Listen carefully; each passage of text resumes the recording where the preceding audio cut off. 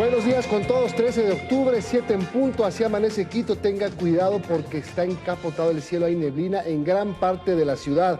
Esta toma es del centro de Quito, el dron en vivo vuela sobre el sector del Ichimbía, pero la mayoría de la capital, la mayor parte de la ciudad está nublada. Tenga cuidado en la avenida Simón Bolívar, en el redondel del Ciclista, hay una espesa capa de neblina, hay garúa en algunos sitios de Quito. Hoy está frío. Hoy no refleja la temperatura que aparece en pantalla, 9 grados centígrados. La sensación térmica es mucho más baja en la capital. Liz, ¿cómo estás? Frío en Quito, neblina en la capital. ¿Qué tal, Milton? Amigos, buenos días. Bueno, buen cafecito calientito queda bien entonces a esta hora debido al intenso frío, como tú lo dices, ¿no?, que sienten hoy en Quito. Les propongo ver también cómo amanece Guayaquil. Vamos a ver la imagen que nos muestra el dron acá en el puerto principal, una panorámica amplia del cerro también lo podemos observar muy cerca de acá del canal, donde prevalece pues el Sagrado Corazón de Jesús, la imagen. Ahí ustedes están viendo esta toma también bastante amplia, un cielo algo nublado, se va a despejar, vamos a tener sol, estoy segurísima también el día de hoy, sobre todo ya tipo 11, 12 del día, ¿no? Y temperatura 21 grados centígrados a esta hora en Guayaquil.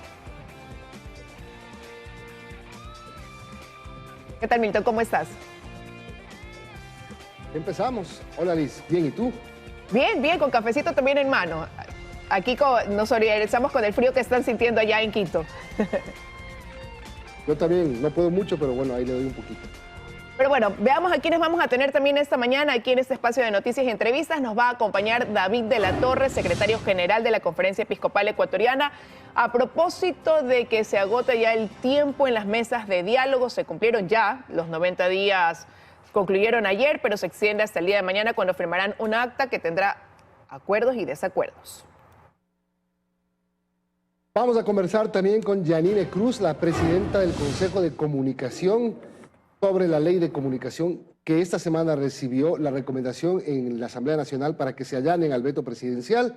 Hay una resolución de la Corte Constitucional sobre algunos artículos y también sobre la seguridad de los periodistas en tiempos difíciles de cobertura sobre la delincuencia organizada, el crimen transnacional. ¿Cómo hacer para proteger a los periodistas que están en las calles? Empezamos de inmediato con el desarrollo de las noticias.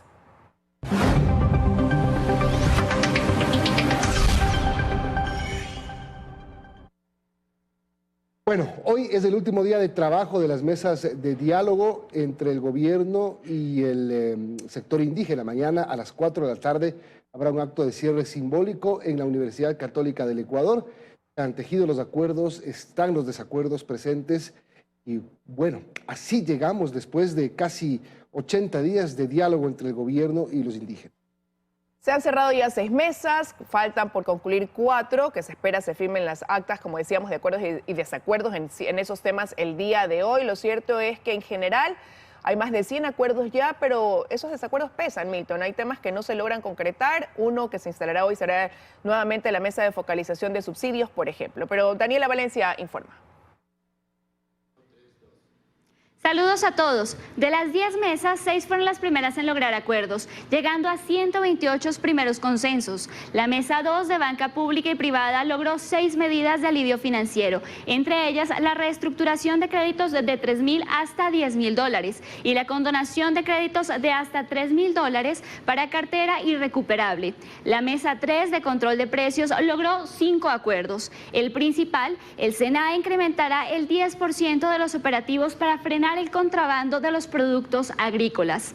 La mesa 4 de fomento productivo alcanzó 20 acuerdos. El principal, la construcción de ejecución del Programa Nacional de Agricultura Familiar Campesina.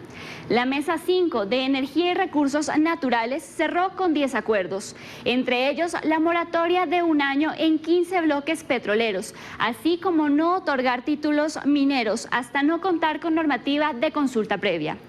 La mesa 6 de derechos colectivos consolidó 14 acuerdos, uno de ellos el rediseño del sistema de educación intercultural bilingüe. Finalmente, la Mesa 7 de Seguridad, Justicia y Derechos alcanzó 33 acuerdos. Por ejemplo, se identificará a las personas afectadas por el paro, tanto de octubre de 2019 como de junio de 2022, que requieren atención inmediata, y se definirá la asistencia que requieran.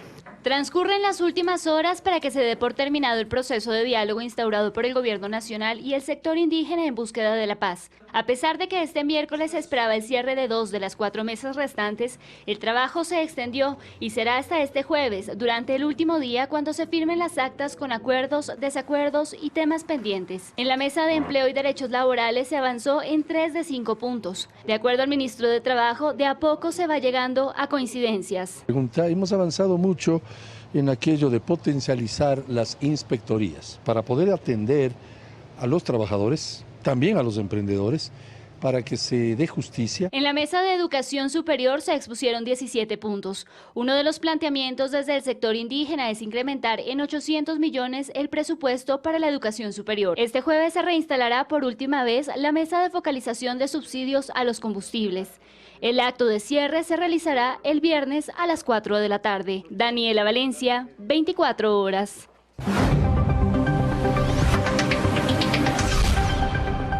El presidente Guillermo Lasso posicionó la tarde de ayer en el Palacio de Carondelet a Andrés Seminario como nuevo secretario de Comunicación de su gobierno, él en reemplazo de Leonardo Lasso. Así es, el tercer secretario de Comunicación en 16 meses. Reemplaza, como tú dices, a Leonardo Lasso. Antes estaba uno de los más cercanos, Eduardo Bonilla, al presidente de la República.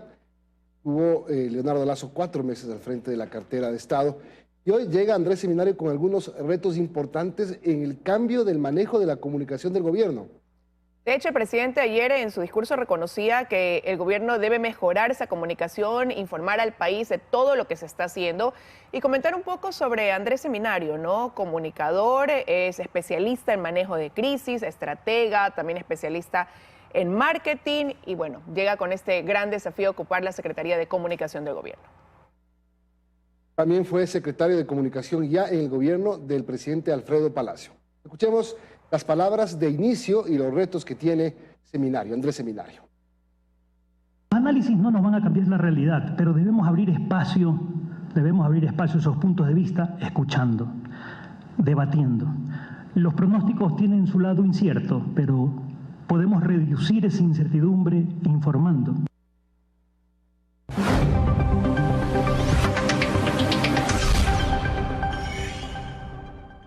La Comisión Interamericana de los Derechos Humanos participará en la investigación del asesinato de María Belén Bernal.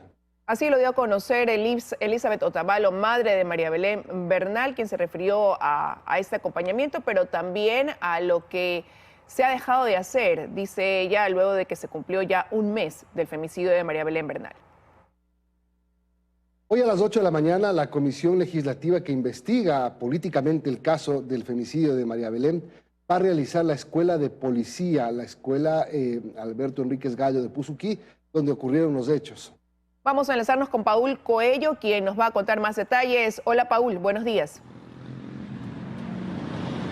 Hola Liz, Milton, amigos, ¿qué tal? Buenos días. Así es, el caso de la abogada María Belén Bernal continúa investigándose en varios frentes. La Fiscalía General del Estado, la Asamblea Nacional y también se han unido instituciones internacionales, entidades internacionales. Se encuentra acá en el país una comisión de Colombia, de Bogotá, investigando conjuntamente con la Fiscalía General del Estado. Y a ella podría unirse también la Comisión Interamericana de Derechos Humanos, como bien lo mencionan, que ya respondió el pedido de la madre de la abogada Bernal, Elizabeth Otavalo, de que se conforme un grupo especializado de peritos para que vengan acá al país e investiguen este caso. Mientras tanto, la Policía Nacional también se encuentra investigando el paradero de Germán Cáceres, principal sospechoso del asesinato de la abogada María Belén Bernal.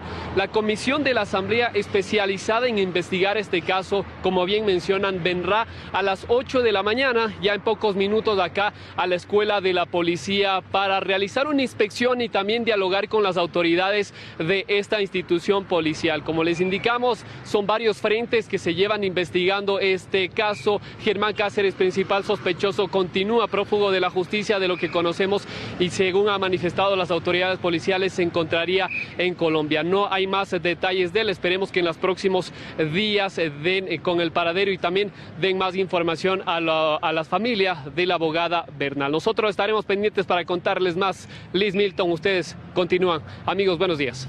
Buenos días también para ti, Paul. Muchísimas gracias por ese informe. 7:10 de la mañana, y en una entrevista realizada anoche, el presidente Guillermo Lasso se refirió a la situación del sistema carcelario. Aseguró que no se analiza su privatización.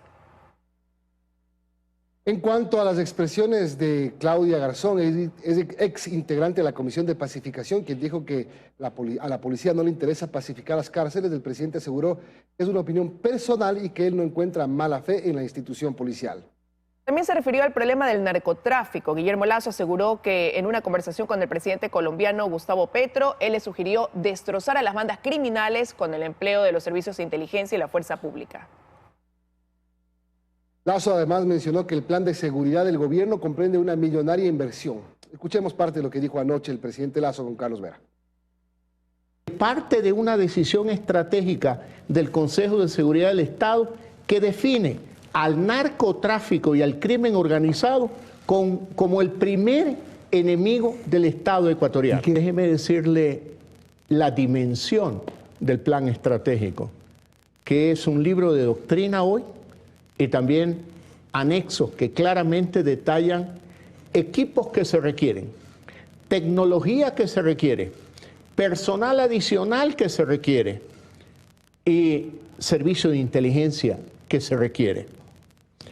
Esto implica una inversión de $5.000 millones.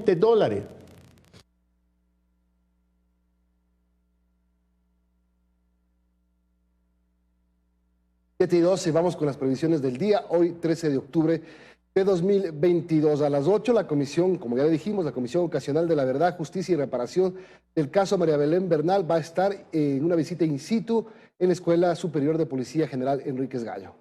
De 9 de la mañana a 3 de la tarde se va a realizar la Feria de Empleo para ecuatorianos retornados. Esto de aquí lo hace el Ministerio de Trabajo y se realizará en la plataforma gubernamental Sur. El presidente de la República, Guillermo Lasso, cumplirá agenda en la mañana en Pastaza y en la tarde en Napo. A las 10:30 de la mañana está previsto un evento por el Día de la Interculturalidad. A las 16 horas va a entregar recursos a los GATS amazónicos. Sí, y hay que decir que a las 11:45 hay un encuentro por la economía popular y solidaria donde se va a hacer la entrega de financiamientos para programas de estas empresas privadas, ¿no? Empresas públicas más bien solidarias. 7:18 de la mañana, entre cifras poco claras sobre su efectividad, el estado de excepción que rige en Guayaquil, Durán y San Borondón, la zona 8, terminará este 14 de octubre. Sin embargo, las autoridades dicen que hay una contención en los índices de criminalidad, en las muertes violentas, que ha dado el resultado del estado de excepción. Carlos Acoto informa. Este viernes 14 de octubre finaliza el estado de excepción que actualmente rige en Guayaquil, Durán y San Borondón a propósito de la grave crisis de seguridad que atraviesan estas localidades. Y pese a que en estos tres cantones se contabilizan de enero a la fecha más de 1.130 asesinatos, desde el gobierno nacional se hace una evaluación positiva de esta medida. En lo que respecta a las estadísticas, ahorita pues no tengo precisiones, pero no ha habido incremento de hechos delincuenciales. Solo en Guayaquil ha habido más de 745.000 operativos y 20.000 detenidos. Y bien, especialistas como Mario Pazmiño, exdirector de inteligencia militar, insisten en la necesidad de que se piense más allá de los estados de excepción y que se ejecute un plan de seguridad que sea medible y cuantificable. Aquí se tienen que manejar cifras exactas por parte de todas las instituciones con relación al decrecimiento o incremento de los niveles de inseguridad. Recordemos que el estado de excepción que rige en Guayaquil, Durán y San Borondón fue decretado el 14 de agosto pasado, luego de un ataque con explosivos en el sector de la calle 8, en el sur de Guayaquil, que cobró la vida de 5 personas. La medida fue renovada el 14 de septiembre y termina este 14 de octubre, dejando aún una pregunta en el aire.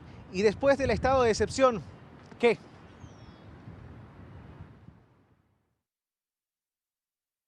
Y 20. Vamos a hacer otra pausa y ya regresamos con las entrevistas. 7:25 está con nosotros Yanine Cruz, él es la presidenta del Consejo de Comunicación. Yanine, gracias por acompañarnos. Está terminando un nuevo estado de excepción en la zona 8, Guayaquil, Durán, San Borondón, con unos índices que han tenido al país en vilo durante todo este año. Dentro de esto está el periodismo. Qué difícil hacer periodismo dentro de un estado de zozobra y de inseguridad tan grande, enfrentando el país al crimen organizado.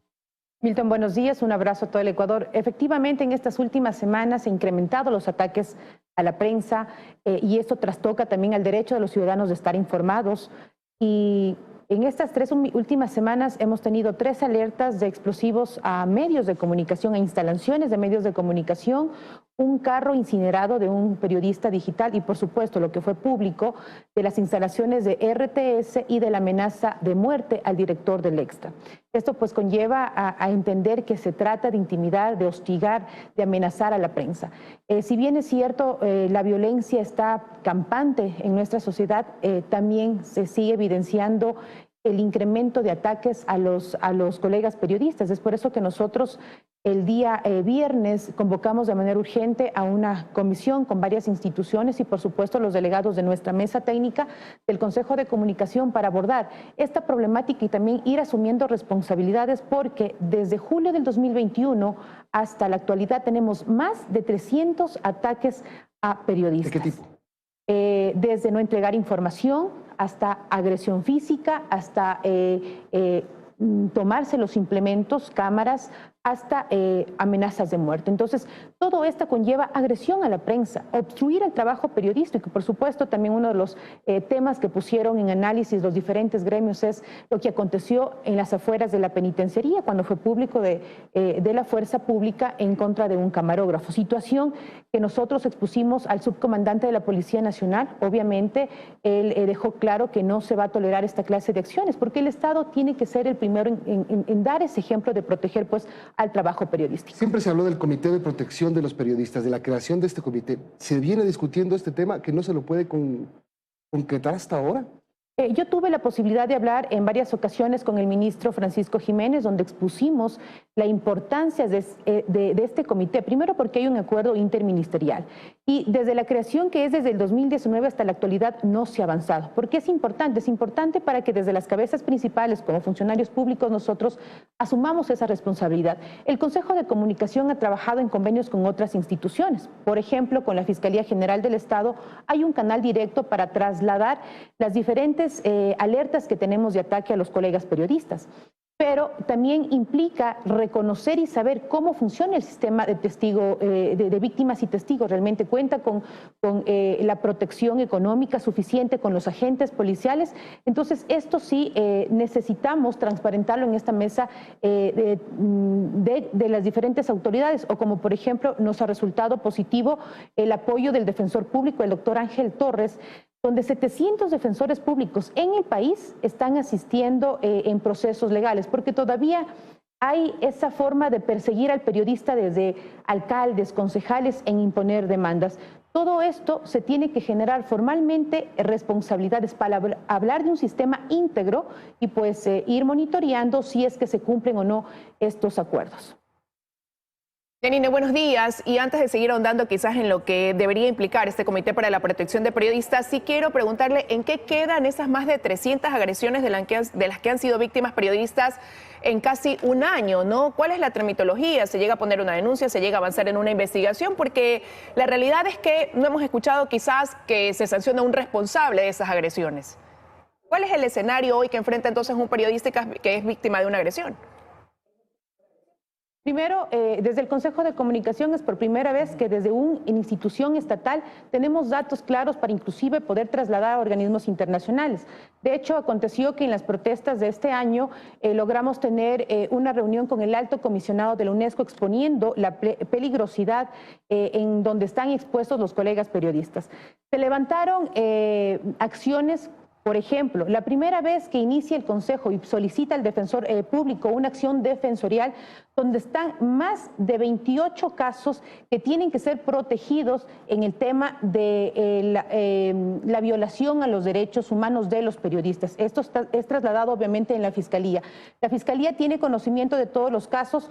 Por un lado lo hace de oficio y por otro lado nosotros desde el Consejo pues hemos trasladado aquí. Nosotros necesitamos justamente abordar esta mesa para conocer cómo están avanzando estas investigaciones por parte de la Fiscalía. Por ejemplo, Liz, nosotros el día viernes logramos articular esta mesa desde la sociedad civil con algunas instituciones para poder solicitar de manera oficial.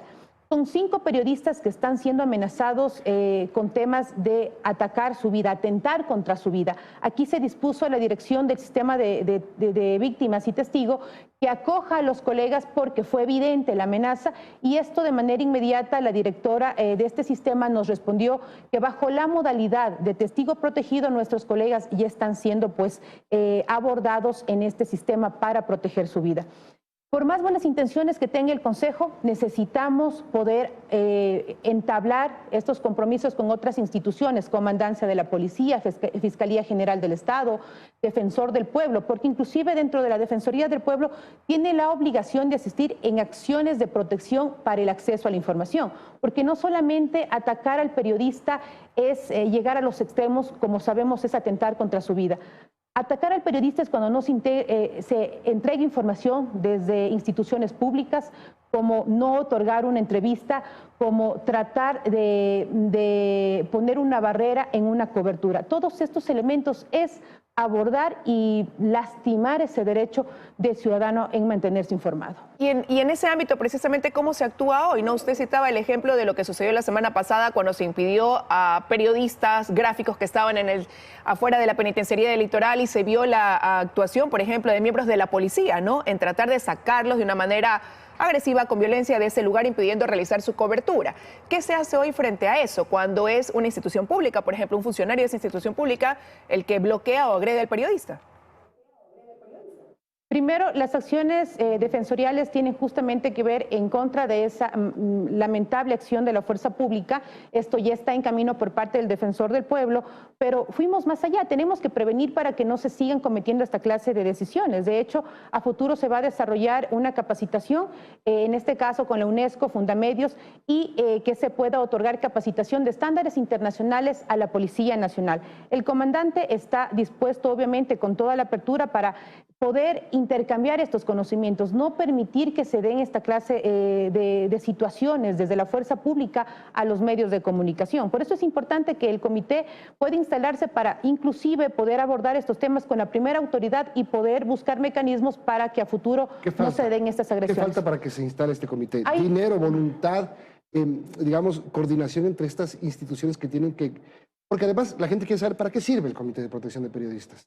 Bueno, el sistema de protección de periodistas desde el comité es para que nosotros como funcionarios públicos podamos asumir la responsabilidad, pero también para que el ciudadano, los gremios den seguimiento si se cumple o no. Significa para que en este caso la Fiscalía pueda decir, bueno, el sistema de testigos y víctimas tiene o no el contingente económico suficiente, los agentes policiales. Y también hay la posibilidad de decirlo, Milton, nosotros hace una semana hemos abordado con el Ministerio de Gobierno, hay la voluntad política, ahora esperamos que las otras autoridades también nos puedan acompañar, porque en la primera, la Fiscalía General del Estado, como uno de los elementos importantes... ¿Y no ha respondido? Lamentablemente no nos acompañó en la primera reunión. En la segunda reunión, vía Zoom, pudimos abordar a la directora de este sistema de víctimas y testigos. La pregunta es, Yanine, si es que realmente a esas instituciones a las que deberían integrar el Comité de Protección, ¿les interesa hacerlo? Debería interesarnos.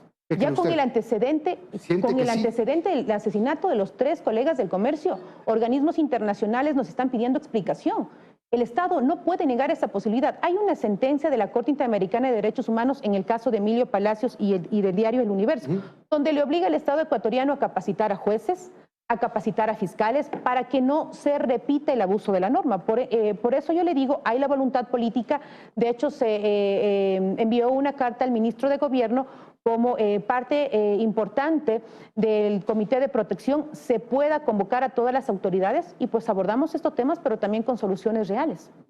Pero ¿y eso de aquí se lo va a trabajar independientemente o hay que esperar también a lo que va a pasar con la ley de comunicación en la Asamblea Nacional, ¿no? Una vez que se ha sugerido incluso desde la comisión que se allanen al veto, porque está incluido, ante la falta de este mecanismo de prevención, está incluido también dentro de esas reformas, dentro de ese veto. Así es, el artículo 42.1 de la ley actual nos da la competencia al Consejo de abordar con otras instituciones justamente el hablar de la protección a periodistas. En la propuesta por parte del Ejecutivo habla ya del comité dándole responsabilidad a las instituciones, que es lo que nosotros necesitamos, porque nosotros tenemos la buena voluntad, pero si no hay respuesta de otra institución no vamos a salir. Por más esfuerzos de manera individual no vamos a tener un sistema garantista y es por eso que es indispensable también ver cómo avanza el debate en la Asamblea, pero tampoco podemos esperar a que se dé una agresión o un nuevo atentado a algún colega periodista. Así que nosotros vamos caminando a la par, esperando, por supuesto, que la Asamblea Nacional pueda tener un voto de respeto a los derechos humanos, como es el derecho fundamental que es el comunicarse. Pero eso porque también le preocupa lo que pueda pasar en la Asamblea, pese a la recomendación de la Comisión, que es una minoría, más allá de lo que pueda suceder ya en el Pleno como tal, ver si es que más bien se respalda este veto del gobierno.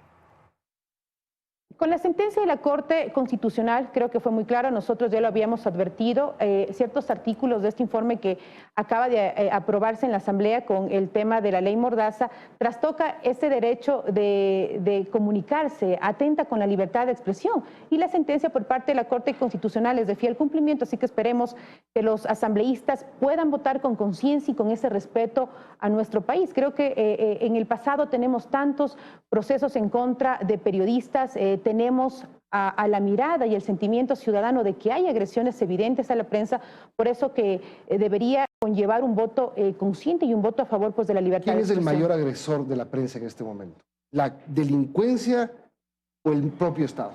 Bueno, tenemos agentes estatales, tenemos fuerza pública, en las manifestaciones fueron ciudadanos y personas que no se identificó, por eso es importante el tema de la capacitación, inclusive todavía se da desde las autoridades, alcaldesas, alcaldes, concejales, en tratar de amenazar con interponer acciones judiciales por criticar a la autoridad. Situaciones que ya tenemos pues antecedentes que nos sugieren a los funcionarios públicos tener mayor tolerancia al escrutinio pues de la prensa. Muchas gracias. Yanine Cruz, presidenta del Consejo de Comunicación.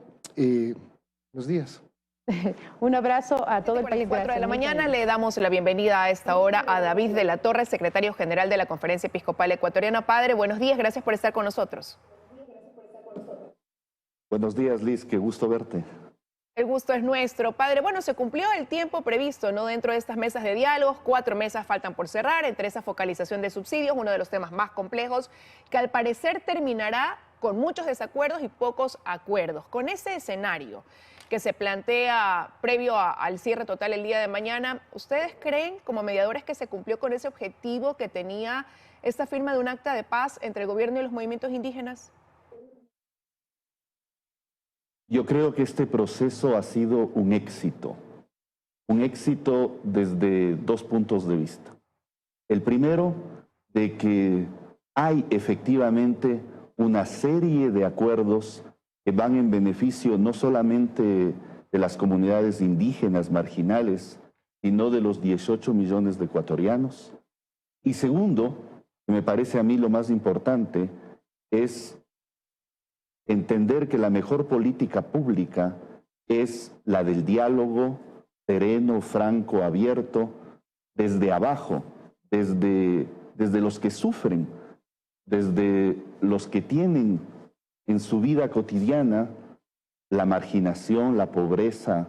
Yo creo que esas 2 cosas son importantes en este proceso que ha durado 3 meses, que ha sido agotador para todos, pero el día de mañana no es una celebración de triunfo ni de festejo, es un agradecimiento por todo el camino realizado y la apertura a una segunda fase, que es ya la del seguimiento y la del cumplimiento de todos los acuerdos a los que se ha llegado. Padre, hace un mes atrás ustedes exhortaban a ambas partes a continuar con los diálogos en caso de que hayan desacuerdos, y los hay, y lamentablemente desde la percepción quizás de los movimientos indígenas, esos desacuerdos pueden pesar más que esos más de 120 acuerdos que se han logrado. De hecho, el fantasma de una movilización no se ha ido al momento en que ellos exponen que van a analizar los resultados en una asamblea y que tomarán decisiones, y eso hace pensar que pudiera prevalecer esa insatisfacción ante lo que no se ha logrado. Yo creo que cuando uno lee los acuerdos, uno se da cuenta de que efectivamente hay un camino trazado de escucha, un camino trazado para ir en auxilio, como decía hace un momento, de los más pobres y vulnerables del país. Sabemos que dentro de esta gran población está el mundo indígena, así como también inmensas zonas urbano-marginales que necesitan del apoyo del Estado, que necesitan que la sociedad pueda construirse en camino hacia ellos. Entonces, yo creo que al final del día, cuando las organizaciones indígenas hagan pausadamente su evaluación, podrán reconocer que estos 3 meses han dado resultados. Monseñor, el ministro de Gobierno decía ayer aquí que vamos por 150 acuerdos. ¿A cuántos llegaremos hoy que se cierran las últimas 4 mesas que faltan? Primero con esa pregunta quiero empezar. Yo creo que llegaremos a cerca de los 180, 200 acuerdos, porque tenemos todavía 3 mesas importantes por cerrar, en las que ha habido bastantes acuerdos. ¿Cuántos desacuerdos tenemos? Los desacuerdos son muchísimo menos. ¿16, 18? Deberíamos llegar a unos 20, 25 desacuerdos, pero lo que hay que entender es que en este proceso de diálogo se ha ido construyendo juntos estas políticas públicas, estas decisiones, estas respuestas a los problemas, y que haya desacuerdos es normal, pero si instauramos el diálogo como un camino, como el único camino para poder solucionar nuestros problemas, debemos esperar que a partir de ahora, efectivamente, tanto el gobierno nacional como las organizaciones sociales, indígenas, campesinas, todos los gremios, puedan entonces sentarse a una misma mesa y seguir adelante. Ahora, el seguir adelante es importante porque hay que verificar y vigilar que todo lo acordado se cumpla. Hay que verificar y vigilar que los desacuerdos, que son muchos menos, pero son importantes, muchos de ellos, se resuelvan. ¿Va a haber una mesa técnica de seguimiento? ¿Van a participar ustedes? ¿Cuál es el plan después de mañana? Hay una mesa de seguimiento que se ha acordado a través de un protocolo que fue acordado entre las organizaciones indígenas y el gobierno nacional. Nosotros no participaremos de esa mesa de seguimiento porque entendemos bien que es momento en que el Estado pueda retomar su función y su misión. La misión de la Iglesia no es pedir cuentas al Ejecutivo, no es sentar a los poderes del Estado en una misma mesa. Nosotros tenemos una misión pastoral y es en función de esa misión pastoral que hemos actuado en este momento de crisis, pero es bueno y sano para el país que las instancias estatales, gubernamentales puedan funcionar. ¿Pero y quiénes formarán entonces parte de esta mesa de seguimiento, por llamarla de alguna manera, monseñor? Habrá 4 representantes del gobierno nacional y 2 representantes por cada una de las 3 organizaciones. Se reunirán periódicamente. El Ministerio de Gobierno periódicamente también informará al país del seguimiento y del cumplimiento de cada uno de los acuerdos. Esto se ha hecho en una franca armonía y acuerdo entre las partes. Entonces, eso es para nosotros una garantía. Siempre la Iglesia, siempre la Conferencia Episcopal Ecuatoriana estará atenta y dispuesta a participar y a dar su contribución, pero nos parece a nosotros que es bueno que el Estado pueda seguir su rumbo y pueda seguir organizándose de una manera que sea él el que escuche, sea él el que pueda ir en auxilio de los más pobres y necesitados. Pero van a trabajar con un tiempo establecido porque usted ha dicho el Ministerio de Gobierno irá dando información periódicamente, ¿no? Irá evaluando periódicamente y dando a conocer cómo avanza esa mesa técnica, pero hay un plazo también, así como ahora hubo 90 días para los diálogos, por ejemplo. Bueno, lo que pasa es que tenemos en los acuerdos como 3 niveles de acuerdos.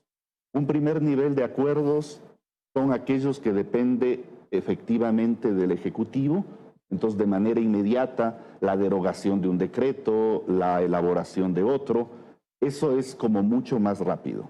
Hay un segundo momento en el que es la constitución de mesas de diálogo en territorio, que ya se están haciendo en la Amazonía, en distintas partes, y el tercer campo de estos acuerdos son leyes que deben pasar por la Asamblea Nacional.